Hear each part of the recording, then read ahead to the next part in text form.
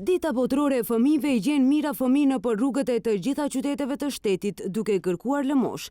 Disa janë të shoqëruar nga prindrit, të tjerët janë të vetëm dhe shihen tek kërkojnë për udhkryqet kryesore, por thuajse që të gjithëve u është mohuar e drejta e arsimimit dhe keq përdoren për interesa të caktuara. Ka edhe nga ata fëmijë që jetojnë me prindrit, ndjekin procesin edukativo-arsimor, por detyrohen që një pjesë të ditës bashkë me prindrit e tyre të shtrinë dorën për të kërkuar lëmosh. Zdravo. Po koliko godini imate dецата? 6 години и 4. И защо се со вас се јавува ладно? Кај да ги пуштам? Хајде кажи. 6 години има?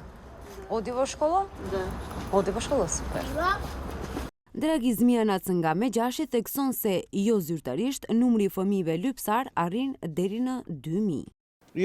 Se spekulira. Edhe pse spekulohet se ka numër prej 500 deri në 2000 fëmijë, që çdo ditë nëpër Maqedoni me duar të zgjatura kërkojnë lëmosh.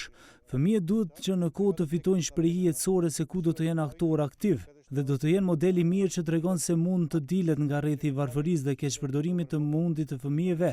Dhe shteti është i obliguar që të ballafaqohet dhe ta zgjidhë këtë problem, pasi një fëmijë më shumë në shkollë do të thotë një fëmijë më pak në rrugë. Avokati i popullit Naser Ziberi tha se po hulumtojnë situatën me fëmijët që kërkojnë nëpër rrugë. Ai tha se hulumtimi bëhet i vështirë pasi institucionet kompetente nuk kanë numër objektiv të fëmijëve lypsar.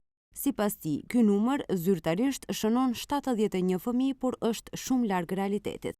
Ne në fazën e dytë të hulumtimit do të bëjmë edhe një analizë të fëmijëve të cilët jo vetëm që janë të vendosur nëpër këto qendra për kujdesje, por edhe fëmijëve tjerë të cilët jetojnë nëpër familje e që keq përdoren për qëllime të këtyre.